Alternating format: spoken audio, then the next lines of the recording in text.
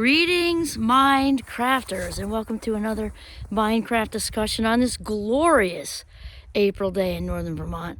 My name is Kimberly Coyne, and this is Little Giovanni, and we are your host and hostess with the most and mostest.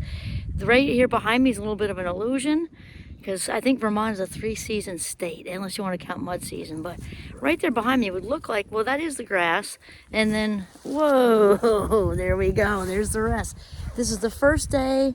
Actually, I don't have snowshoes on, though actually I'm going to bring them for tomorrow morning, because I meant to. I actually took them out of the Jeep because I had to fill up the propane for this grill. I was getting all excited for that, first burger outside, then I've got to put them back in. So here we are, but it's still very much winter. There's the beaver pond.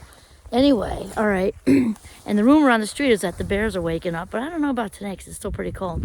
Anyway, so Minecraft is about being the boss of your brain, becoming the boss of your brain, which means thoughts first, feelings second, actions or behavior last. And here's the thing is, you got to believe it if you're going to change. Today's discussion is, did your brain grow today? Did your brain grow today? And this is a very good question.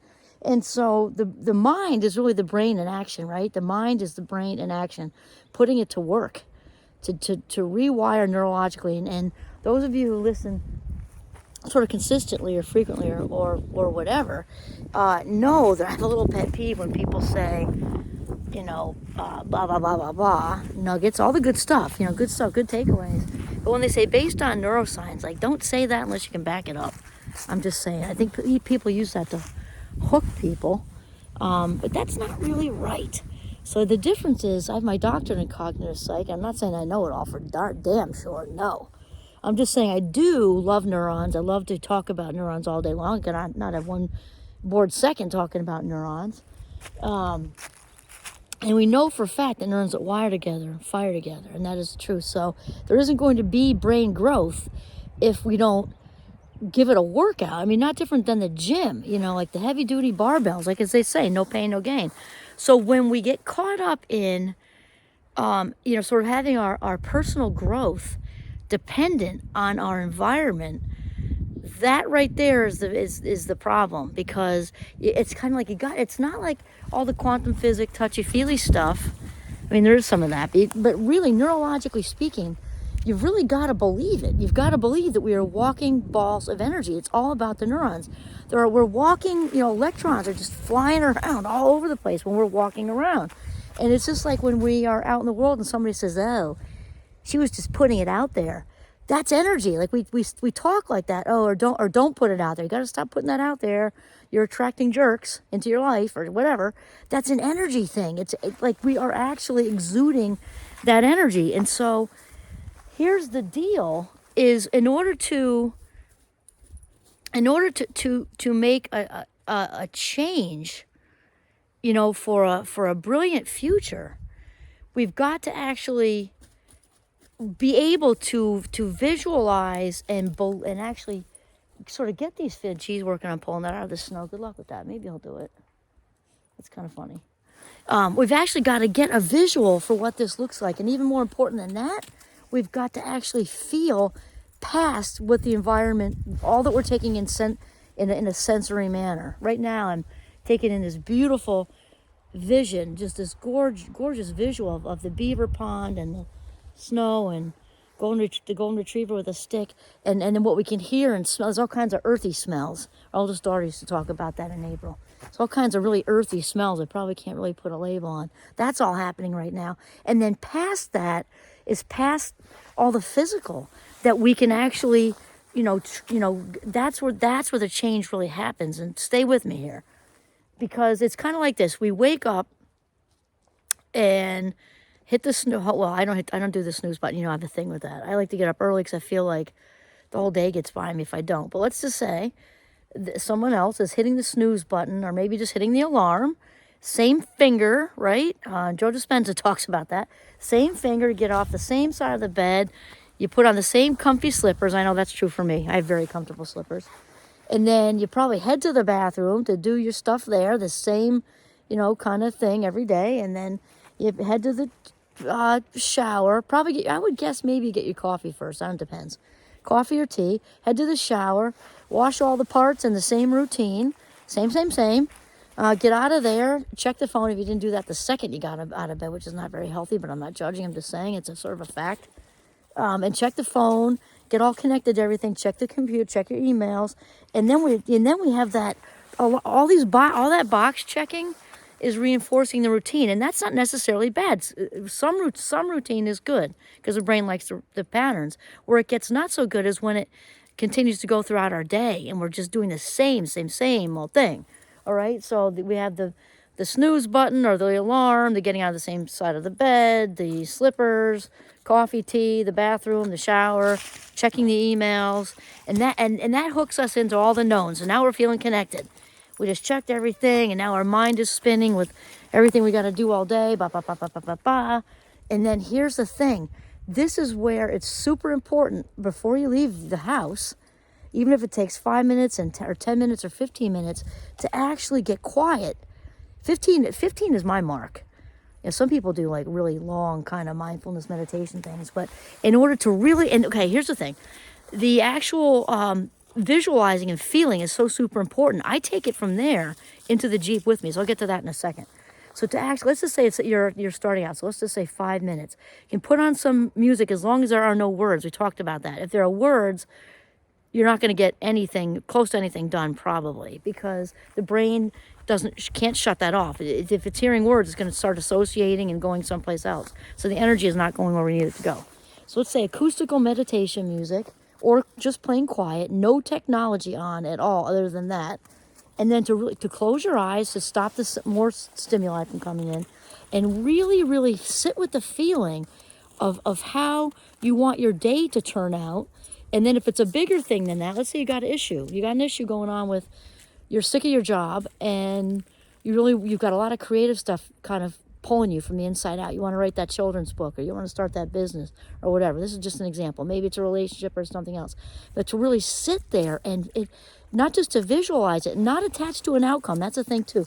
You don't want to picture that, perfect knight in shining armor who doesn't. Nobody exists that's perfect, right? And even if they did, that would be horribly annoying, right? So not that. We don't want to be attached to the outcome. We want to be attached to that loving relationship coming in. We want to be attached to that entrepreneurial freedom, the feeling of that, the feeling of creative freedom to self-express and do your thing, and feel how good that feels, or feel how that new shift of being a director, whatever it is, and actually feel it, not the outcome, but what it feels like to actually land in this new place with things being so much better for you. Because things are always moving forward. They're always going to get better for you. That's just how it works. The universe is listening to everything. Which the thing is, if people really believe this, because I think they just think it's just all talk, and neurologically speaking, it isn't. Neurologically speaking, it isn't. We talked about the very Darwinian it's not just a concept, it's real, of neural pruning. We talked about that. If you don't use it, you lose it. We've all heard that, right? Well, in the brain, that means whatever we are no longer using is getting trimmed. Just like the dead stuff off the bushes in April, which it is now. So it's a very good example. Because we trim all the dead crap off so that, all the new growth, all the new buds can happen. Well, the brain does that too. So when we cease to drag and to pull up these old memories that are no longer working for us. I mean, they are in the sense that they're reinforcing themselves, but it's not healthy. It's not going anywhere. When we start to really fact check that and say, no, I'm done with that, shift out of it, gradually, just like we trim the crap off the bushes in April, the brain trims what it doesn't use, right? So it's just like, even like now with things kids are mostly keyboarding. They're not writing as much. I'm not saying not at all, but not as much. Eventually, the part of the brain that does handwriting will not work anymore. Whether that's good, bad, sad, I don't know. I think it's a little sad right now, but if we fast forward to the future, who knows? Maybe we don't know yet. But I do know what's good is while we're not reinforcing these memories and residing in the default network of all the old stuff in the vault of feeling, shameful, all the not enough feelings, all the guilt, all the whatever your agenda is, your unconscious messages are going on. When we really start to trim those, they no longer, the brain says, oh, I guess we're not going down the shame road anymore, snip, and there it goes, it's gone, and it's really true. But unless people honestly really believe in the neuroscience of it, nothing going to change for you. Nothing going to change for your life. It's just true. And then the other thing, I was just reading an article not that long ago, and I actually put it in the Mindful Times newsletter for Champlain. I think it was like last year. It was some new research on how we actually can change our personality. And people just always thought that, oh, you got, that's the poker hand. And some parts of us are poker hand, right? Certain genetics, like your height, and I don't know, brown eyes, or there's all kinds of genetic stuff. And to some degree, we are predisposed to certain things, mental health wise, intelligence wise. And here's the thing, we can also enhance this stuff. So no matter what cards you're dealt, if you want to become more intelligent, guess what? You can. You absolutely can. And we can also change our personalities. If we're kind of stubborn by nature, we're this by nature, we're that by nature, to a degree we can. Absolutely. So this article is all about that. So with what we're talking about as far as did your brain grow today, no pain, no gain, just like the gym. And we can push ourselves out of some of those personality traits that maybe we don't really care for and aren't working for us anymore. Now, I want to be super clear that we are not, liking and loving are different, right? We always love ourselves with the imperfections and everything. We love ourselves. We accept ourselves as is. We're not saying that. That said, we can be loving and accepting and consciously choosing with kindness to say, you know what? I just want to work on that. Maybe I have a little bit of a habit of interrupting. I just want to work on that and set the bar and do our best, not perfect. That's self-abuse of the highest order, as Anne Schaaf, I think it is, would say. Self-abuse, perfection is self-abuse of the highest order. So we can work on stuff. We are all works in progress. And then to appreciate and be grateful for all the breadcrumbs, all the things, all the snippets on the way to where we are trying to land. Be grateful for all of it along the way, because here's the thing. We are never done. Not going to happen. I don't use that word never very often. We are never done. We are constantly works in progress. It's not like it's just the end and we cross the finish line, because we are spiritual beings having a human experience, not the other way around. We are not human beings having a spiritual experience. We are spiritual beings having a human experience. So these balls of energy are just going to keep going even when we're not on this earth anymore. I mean, it's just how it is. Kind of an appropriate conversation for Easter weekend. I didn't even plan that. And regardless of what religion or spirituality you are, I'm just saying it fits here too. So, so that's really it. Did your brain grow today? What we don't want to do is have our growth, our personal, growth be attached to our environment. We got to really go within to make these changes. And all the great thinkers I listen to anyway, all the biggies, like the really biggies, name any of them, are all saying the same thing. We win from within. It's not attached to all of this. It's not attached to the same old people saying the same old things at the same job, doing the right? We have to push forward to envision past what we're looking at to make it happen. And that is just a simple fact. 95% of what we, think, feel, and do is the same. It's all come from the vault. And that isn't going to change unless we making a very active, engaged, deliberate effort. So there we go. This is Kimberly Quinn and little Giovanni signing off from the beautiful Notch in northern Vermont. Have a mindful day.